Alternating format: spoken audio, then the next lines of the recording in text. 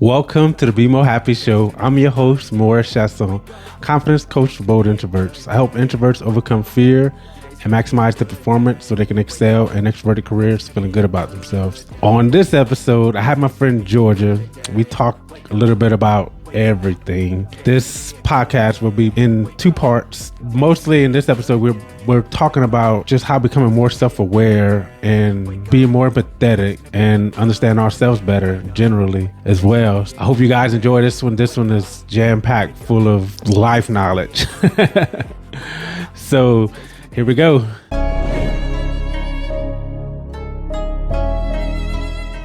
I was saying, like, as a kid, I was around a lot of adults because they would always be like, oh, you're so mature for your age. And now that I'm a parent, I understand that even if a child is so mature for their age, they shouldn't be involved in adult conversation and you should watch what you say around them.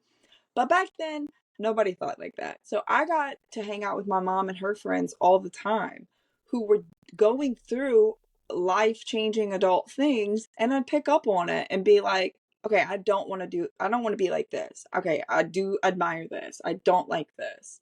And I would kind of listen to them give each other advice, even if it was advice that they wouldn't listen to themselves. I would kind of pick up on it, like, how you'll be giving advice to someone, but it's still something you're working on and you should also take your own advice.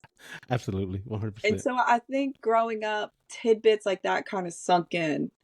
And I realized how strong women had to be in this world very early on. And I think seeing these women go through these really hard things made me realize that I'm going to be able to do really hard things too. And it made me more confident because even though they were struggling, they were still succeeding. And even whenever they would fall flat on their face, they would get back up. Like, one of my mom's friends lost a kid, and it's like, you don't think they're ever going to come back from that. And then you get to see them kind of grieve through it. And the same thing with my grandparents. My uncle died when I was in third grade, and I had to watch them kind of grieve him and go through it. And I got to watch how they process it and dealt with it. And so I got exposure to being able to push through things very early on. And that made me more confident and made me kind of realize how short life is, how small this world is very early on. Like my grandma always told me, like, people are constantly dealing with bad things. Just everyone finds peace in different places. And it's just about finding your peace and not judging other people about where they find theirs, even if it's not healthy. Like, people are just people. That's awesome. I swear, like, I think women are just, I don't know. I hate to say it, but like just fucking smarter than guys. You know what I mean? Like superior, like intuition. Oh yeah. Like just paying attention and you know what I'm saying? Because me personally, like, I don't remember, like, my mom lost 2 kids while I was growing up, but I don't remember like paying attention to while your mom lost 2 kids, you lost 2 siblings. Yeah, but for me, like, it's sad to say, but like, it was sad because I lost a little brother whenever I was 5. But my other brother, he was handicapped, and like he got all the good toys. You know what I'm saying? And like we didn't, and he wouldn't let nobody play with his toys. You know what I'm saying? So like in a way, like I kind of resented him, like in a sense, because I'm like, this motherfucker got a whole wrestling ring. Yeah. You know what I'm saying? I just want a fucking wrestling man. But he got wrestling men and wrestling ring. But I don't know. I guess my mom showed more love to him for some reason. I guess maybe they knew that he was going to die at a young age. Yeah, probably because she knew she was going to get limited time with him. Yeah, I guess so. And I didn't even look at it that way. I mean, there were 6 of us. As a kid, I think I wouldn't beat yourself up about it. As a kid, that's normal. You just see another person getting more attention from the person who's supposed to think the world revolves around you. Yeah. So it's hard to realize at an early age that the world revolves around someone else who's got the same environment. But at the time, you couldn't see that he had a lot more setbacks than you. I don't know. I just don't remember being smart enough to look at the grieving process of my mom through that time, though. You know what I mean? Yeah. But now that I think about it, like, that's why my mom drank a lot. You know what I mean? Like, my mom drank a lot. I don't know. I was a fucking little baby alcoholic too, but my aunts put the nipple on the little pony beers back in the days, and I go to sleep. Go to sleep, go to bed. Wait, what year was that? Probably like 1980, 1981. Oh, okay, yeah, that checks out. I think that was way before like the whole fetal alcohol syndrome and like young drinking, how it affects people really like hit marketing and media. So like not people didn't really realize the effects of it. Yeah, that's crazy, right? So I guess growing up, being smart and kind of being hyper aware of how other people are dealing with things around you. It's so funny that you say I'm so smart to do that, but like as a kid, I struggled in academically so much. But I always say I had so much common sense and street smarts, and it was because my grandma always told me, she was like, we have in like almost like we're witches, where you listen to that intuition, you can see what's going to happen before it's going to happen to an extent, and trust your gut and trust in the what you believe in. And even my Wait, dad's like that too, though. He's a man, but he's very witchy. really? I love Oh how you use yeah. that term, witch. And did your grandma use that term as well? Yeah. Witch? Really? Dude, I think that's so cool because usually, like, like witches are frowned upon. You know what I mean? Like, Well, yeah, I do know what you mean, because she was very Catholic, but she believed in that we have like this sixth sense sort of thing. And I've even brought it up to my sister-in-law, like, we're witches. And she's like, don't say the word witch. We're not witches. We're sages. Like, sage is someone who, and she explained it to me a lot better than I'll ever be able to explain it because she understands it. But it was more like witches was the bad thing, where you like use spells and outside materials, but sage is like a sixth sense within you, like you're kind of more connected to the universe. And I never really believed what my grandma said about us having like a very strong intuition until I was in high school one day. And I'll never forget this day. I was in speech class, and of course my little shit self had my phone in my backpack, and all of a sudden I was like, I need to check on Pops, who's my dad's dad. And I hadn't talked to him that day, hadn't talked to him the days before. My dad hadn't told me anything about him, but I just felt like compelled to text my dad and say, how's Pops? So I texted him, and he texted me back, ... And I was like, oh, what is going on? He said he just got back from the doctor. They said his cancer's back. And I was like, what? And he was so mad at me. He called me. He was like, call me now. And he was like, how did you know he went to the doctor? No one told you he was going to the doctor. How'd you know what was going on? I said, Dad, stop yelling at me. I just felt like I needed to check on him. And he was like, you're lying. There's no way. He was so freaked out. And I was like, that's wild. I swear I just had to check on him. That's so cool. Like I always said, like the heart and the mind will lie to you, but that gut, Oh, that it will gut never feeling, lie. it's real. You know But what I there's mean? actually a couple books about like, there's this, oh my God, Jacqueline always talks to me about this book. It's, oh, she's gonna kill me for not knowing the name of it. It's something about the wolves, women who run with wolves. And it's about being able to tap into your intuition and kind of cutting out your ego. Like, is it my ego or is it my intuition? And it kind of guides you on how the ego is very loud and aggressive and like in your face and like do this now, and it's like more of intrusive thoughts, where the intuition is a very quiet like little whisper. And Yeah. that Speak helps a on. lot. So speaking of that, look, I was on I did a podcast with Brad and Candace a while back, and I we were just talked to talking. her the other day in the sauna, and she's Really? so sweet. What, man? Both of them, like, oh my God, like cool, amazing people. But somehow the question of your internal dialogue came up. So I asked him, I said, man, like, how many voices do you hear? So he's like, what voices, Mo? Are you? And so I busted out laughing, like, no, look, I promise you I'm not fucking crazy. And I hear like 4 or 5 voices in my head. But like, You're you know like, but that I do. there's No, three for same. me, It's so tells you the funny you say right that. thing I to feel do, like I have you know? three too. Yeah. It's at me 3, yes. Cause like But there's like he's sometimes where like even on social media I'll be scrolling something, and if that ego voice is at the forefront, I'll be hating on the most petty shit in my head, like why would they do, like judging, and then the second one will come in and be like, that is so like out of pocket, please stop. And then the third one will be like, okay, why did we feel that way towards that, and like evaluate it, you yeah. know? That's so That's so funny you cool. say that. You know Can what I you mean? remember whenever you realized that you had those internal monologues? Like, can you remember when that happened? It was Or just a has it couple always years been like ago. that? It's only been a couple years ago, to be honest with you. Yes. I told And like Jacqueline you one said, day, after I realized what my ego was, I remember calling her one time and being like, I want to go back to sleep. I don't like being aware of this anymore. Like, I don't want You to be want to go back woke. to sleep?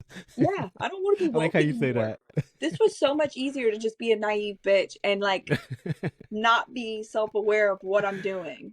Like I've been So conscious true. of other people and how my actions affect other people, but to be conscious of my own thoughts and why I think the way that I think within the first year of doing it was so exhausting because it felt like it was mostly fueled by guilt until like I was able to break that guilt down, but it was exhausting feeling guilty all the time for the way that I thought, and I wanted to just love me again and just be me. But I didn't want to be that person who's like, that's just how I am. Like, I don't ever want to be like that again because I used to. And it's That that's exhausting. that's so awesome. That's part of that growth journey that I think people are scared to embark on, because Yeah. they I don't think that like want, with working out, you know. breaking down my ego made me be like, why do I hate it so much? Why am I holding myself back? What is Yeah. keeping me here in this place that I am supposedly miserable in? And I love how and then it's like man. once you go through it and you change those habits, you go back and you self-reflect like, okay, but why was I miserable there? Like it wasn't that bad. It's just this Yeah. constant back and forth. It's Yeah. exhausting. But it's not like I think that's why we connect is because you're like it's easier to talk to people who are self-aware when you're self-aware versus people who aren't self-aware and you feel like you can't really say Oh, what you want to say. yeah, or even ask questions because Yeah. you ask them a question and it's almost like antagonizing in a sense because they Yeah. they feel attacked in a Mm-hmm. slight way because like they're like what the fuck, like they don't know how to answer it because Because like it's a worked deep up in a dark thought sense. that they had in their brain and they probably asked a similar question one time and someone shamed it out of them. Yeah, that's so true. Just It's so an opinion. true. Like I feel like anytime anyone feels like they're being attacked, there's just some shame behind it somewhere from Yep. someone. Could have been a kid, a Shame. teacher, a parent, something, or Yep. themselves, Shame or media. yep. That's so true. That's all where it stems from. It's crazy. Even with like binge eating and stuff, people are like, I had a question the other day about this girl recently lost a lot of weight and she dealt with binge eating and she recently went through an episode where she did. And I don't know if you are aware of what binge eating is or if your followers are, but it's basically whenever your brain just kind of turns off and you no longer feel that hunger sensation. So you can eat and eat and eat and eat and eat and you don't I ever do feel that. satisfied. I do that shit all the time. You don't feel satisfied. Look. I ate nine bags of hot fries the other night. 9 little Yeah. bags. I was just, It's man, like this shit's you so just fucking have good. no Like, awareness of how much you're eating. And mhm. sometimes it's you don't like you'll eat say you eat 9 bags of Cheetos, then you'll eat some ice cream, then you'll eat a little bit of deli meat, then you'll eat some fruit, then you'll fix a sandwich. Like it's just there's no stopping point. Like you lose Yeah. that sense of hunger, like satiation, I guess. But I had to get on Instagram and say like you may have done really well at not dipping back into that habit, but it never goes away. Like I still deal with it. I still will have days where I'll binge eat and I'll still have a little bit of guilt like behind it the day like the next day. And then it's just to be aware of that guilt but not let it like sink me down and not Yeah, give it absolutely. control. Yeah, absolutely. And that's where like a lot of times people would self sabotage because that next day they'll feel like shit about doing that, and then like before you know it, the end of that same day they're doing it again. You know what I mean? And Oh just yeah, dude, we it's all like a fucking loop. self-sabotage. No, 100%. I think Look, that's why it's important to have people around you who you can talk to about the behaviors that you're thinking and participating and like saying, this is what I want to do, but I know that it's not going to benefit me, but my brain's telling me that it's going to bring me some kind of comfort. And they'll like check you out. For me, it's my sisters, and they'll be like, you're breaking generational trauma. Don't do that. Don't do it. We're not doing that. It's your generational trauma. Because I really do think cycles repeat themselves. Fully oh believe yeah, that. oh And like I feel 100%. like we mimic a lot of behaviors that our parents kept hidden from us because they were deep and dark, and then we do them as we reach teenagehood and adulthood without even realizing that it's just programmed in our brain. Because Yeah, it's been proven that like the trauma that your mom goes through while her eggs are in her will change your DNA to some extent, or while you're pregnant, like if you go through high stress or anything like that, it changes the baby, like facts. the way that the Hmm. brain makeup. There's a lot more smarter way to say it, but It's very true. I listened to this book called You Were Born Rich by Bob Proctor. And in the book, he basically talks about how conditioning happens. And just Hmm. talking about with babies, like how babies, they bite their finger, they're like, oh, ow, you know what I mean? And then they realize it's their finger. And he talks about like whenever babies first learn to eat, they don't know to open up their mouth. You're like, open up, and we start doing it. And then they'll mimic Oh us yeah. as we doing it, you know what I mean? But there's food coming all over their face, you know what I mean? Yep. But after a I little love bit of practice, watching they get moms better. feed their babies because I did it and it's fun to see them do it now that I'm out of that space. But you'll go to feed them and you don't even realize that you're going like while you feed them. Right.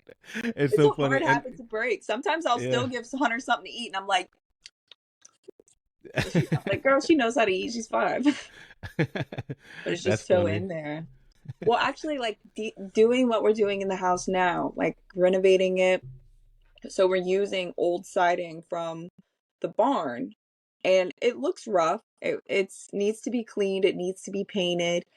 And we went to one of Hunter's friend's birthday parties, and she was like, "Do you think Claire's richer than us?" And I was like, "Why?" She said, "Just do you think she has a nicer house than us?" And I said, "We're rich. Like, we're rich. We have, think of all the amazing people who love you and go out of their way to make sure that you're happy or that they get to see you be happy or just enjoy your presence." And I was like, it doesn't matter what kind of wood or what kind of house you have. Like, you're rich because you are so privileged to be able to think the way that you think, talk the way that you talk, have the experiences that you have. Like, I think my kids, they go to public school, but they're still kind of sheltered, like from a little bit of what most kids go to. Cause I try not to be like, others have it worse, blah, blah, blah, blah, blah.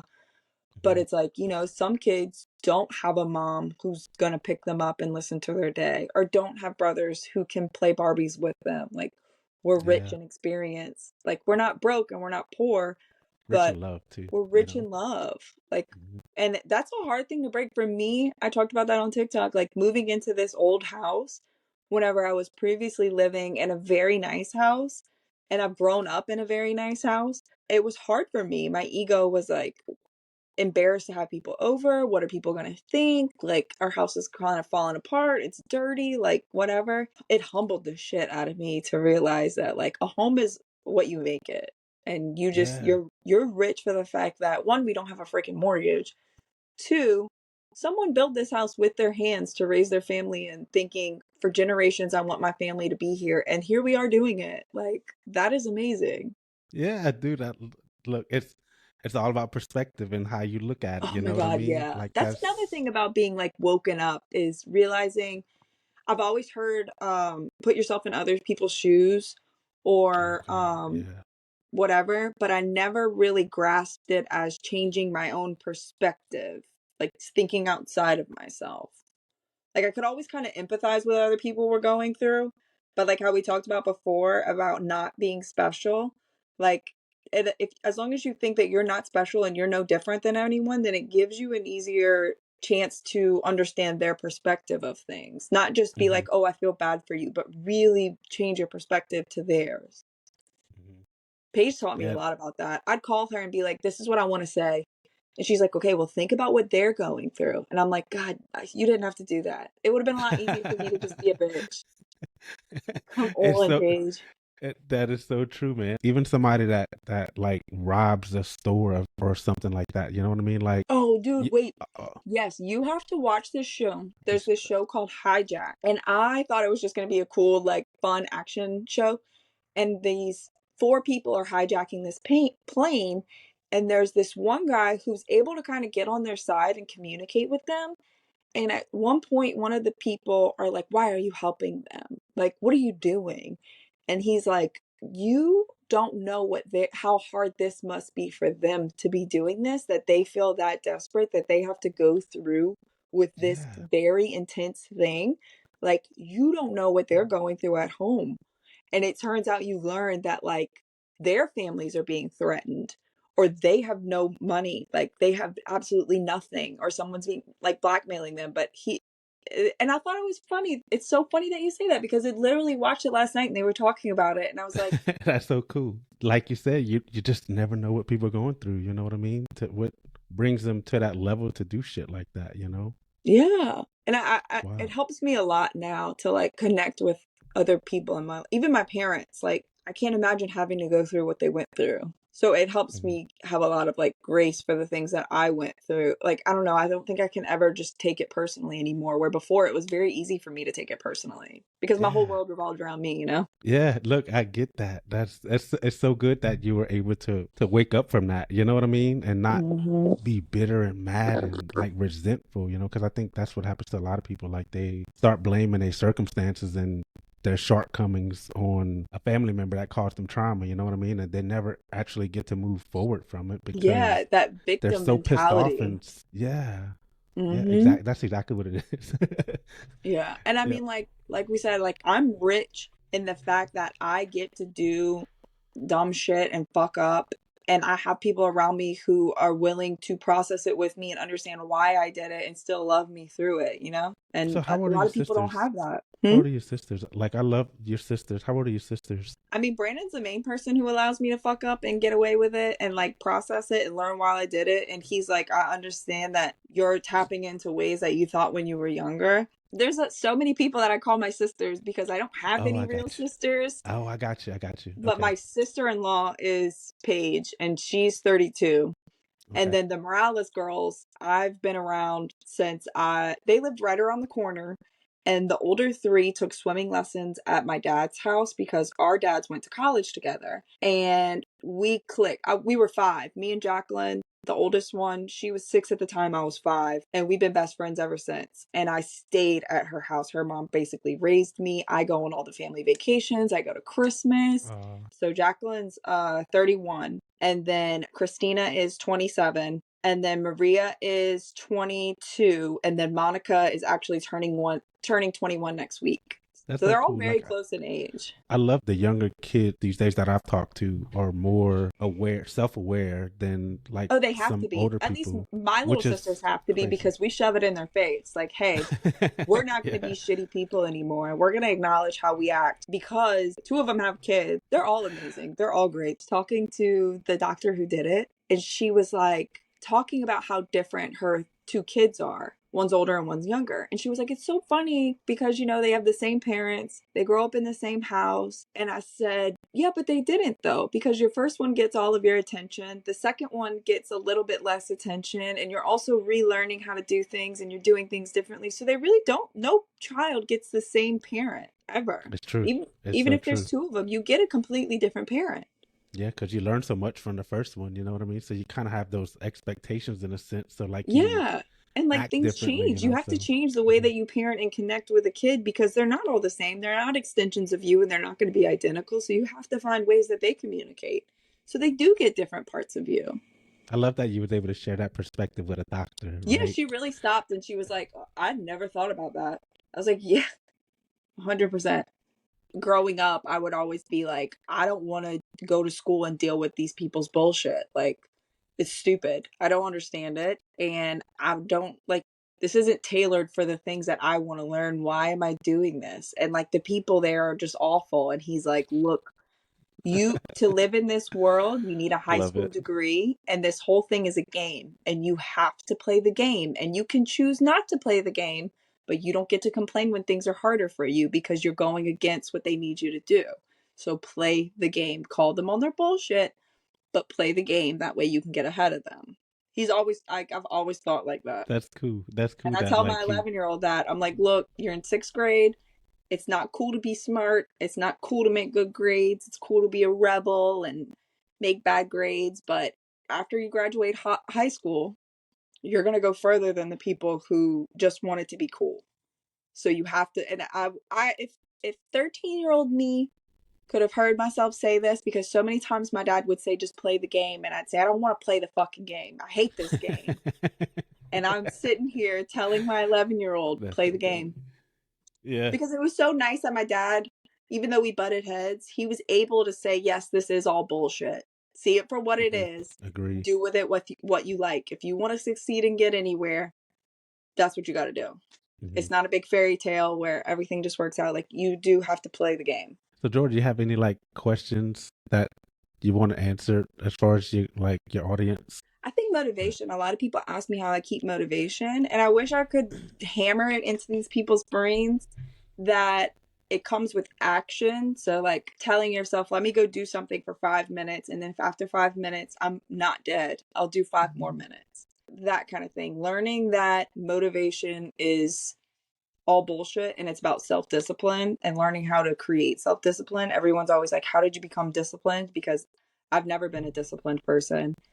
And for me, it's really just the second I make an excuse, I do whatever it is I'm trying to get out of immediately. You do the hardest thing first. And then that brought me motivation of like, oh, I can do this. Like, have you ever felt like that? Like, Yes, absolutely. I think that's, like you just said, that's how you build resilience and belief in your own self that you can overcome the bullshit. You know what I mean? That's those limiting beliefs that makes you think that, oh, I can't do that, I can't do it. You know what I mean? But whenever you actually start doing it and taking action, like you just said, before you know, you're like, fuck yeah, like I'm a fucking beast. You know what I mean? I'm killing this shit. You know, and it's normal and to that's like forget it again, because then your hmm ego is going to take over and you're going to go home and think that you can't do it again. Like, you have to keep proving it to yourself.